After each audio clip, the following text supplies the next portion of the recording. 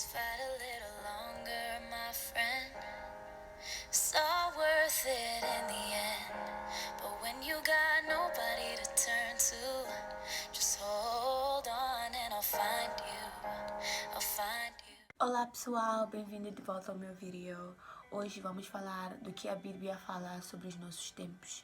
E vamos ler no livro de João 2:28 e 2 Timóteos 3:1-5. Vamos ao vídeo. Com tantas coisas acontecendo no mundo hoje em dia, temos que ver o que a Bíblia fala sobre o que os aconteceres dos últimos dias, porque como nós todos sabemos, estamos a viver nos últimos dias, no tempo de Jesus.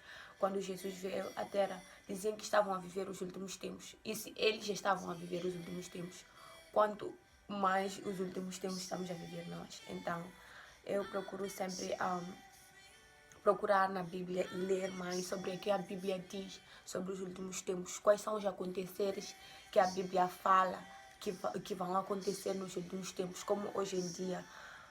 São muitas coisas que estão a acontecer, que dizem que confirmam que nós estamos a viver os últimos tempos. Então hoje vou ler um bocadinho da Bíblia e vamos todos ficar conscientes do que acontecer nos últimos tempos. No livro de 2 Timóteos 3, a Bíblia fala do que está acontecendo hoje em dia e o que nós temos de prestar atenção, que os homens de Deus e os apóstolos já haviam falado, já haviam profetizado o que ia acontecer nos nossos tempos. Agora eu vou ler o livro de Timóteos 2, do 3, 2 Timóteos 3. Assim diz a palavra de Deus. Mas saiba que nos últimos dias haverá tempos críticos, difíceis de suportar, pois os homens só amarão a si mesmos, amarão o dinheiro, serão presunçosos, arrogantes, blasfemadores, desobedientes aos pais, ingratos, desleais, desnaturais. Não estarão dispostos a acordos, serão caluniadores, sem autodomínio, ferozes, sem amor ao que é bom, traidores, teimosos, cheios de orgulho, amarão os prazeres em vez de Deus e manterão uma aparência de devoção a Deus, mas rejeitarão o poder da devoção. Preste atenção que nesse último versículo 5, a Bíblia diz: e manterão uma aparência de devoção a Deus, mas rejeitarão o poder dessa devoção. O mesmo que aconteceu nos tempos de Jesus, quando os fariseus diziam obedecer a Deus, diziam ao povo que eles eram santos, mas eles só mantinham a aparência e não amavam a Deus, só mantinham a aparência para os demais pensarem que eles eram amadores de Deus, mas não, eles amavam o dinheiro e amavam o seu poder, o seu estar, mais que o amor de Deus. Por isso que eles perderam a bênção que era a chegada do Messias, e eles não viram isso. Então, é o mesmo que está a acontecer hoje.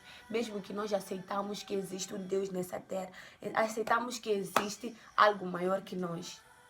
Todos dizem, ok, tem uma coisa existente nessa terra, tem uma força existente, mas não aceitam que essa força existente é Deus Jeová.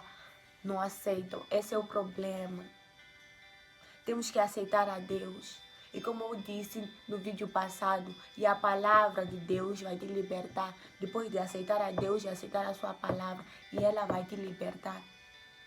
E esse versículo nos guia para o que Deus nos prometeu. E eu vou ler aqui também no livro de Joel 2:28. E a promessa que Deus nos deu e disse que o que vai acontecer nos últimos tempos. Eu vou ler agora no livro de Joel 2:28. Depois disso, derramarei o meu espírito sobre todo tipo de pessoas, e os filhos e as filhas de vocês profetizarão. Os homens idosos entre vocês terão sonhos, e os jovens entre vocês terão visões. Essa é a promessa que Deus nos deu dos últimos tempos, que Ele vai derramar o seu espírito. E depois pessoas, crianças, homens, idosos, todos vão profetizar, vão ter sonhos e vão ver visões. Mas onde que está essa promessa? Isso que também fala no Timóteo, segundo Timóteo. Nós aceitamos a presença de Deus, aceitamos a existência de Deus, mas não aceitamos o seu poder. Deus é poder, a terra foi criada por poder. Deus sem poder não é Deus. Não existe Deus sem poder. Deus Ele por si é poder, porque Ele existiu sem que ninguém o criasse. Ele é o único, o primeiro.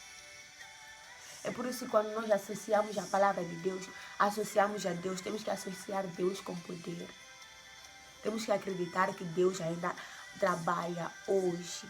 Deus ainda está aqui nesse mundo a trabalhar, a curar, a dar profecias, visões. Não sejamos como aqueles que o Timóteo profetizou. Porque depois desse versículo, no versículo 6, ele disse: destes afaste-se. Estes que rejeitarão o poder de Deus.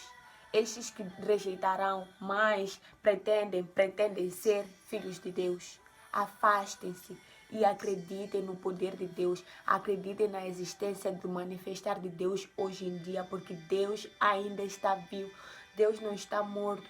Deus vive e Deus vai viver até eternamente. Ele é alfa e ômega, o princípio e o final. Ele existe sozinho. Não tem ninguém que lhe ajude a ensinar. É por isso que eu fico tão triste ao ouvir pessoas falarem de Deus, mas não verem a manifestação dele nas suas vidas. Porque Deus vive. Deus vive. E vive dentro de cada um de nós, porque Ele nos prometeu. Deus não fala em vão, Deus fala e faz as suas promessas. O que nós temos de fazer é pedir a Deus. E eu te prometo que Deus fará. Deus fará. Deus não fala em vão. Deus não mente. Ele não é como um homem que possa mentir, ou um filho de homem que possa se arrepender. Não. Deus não mente, não se arrepende. Ele fala tudo com intenção.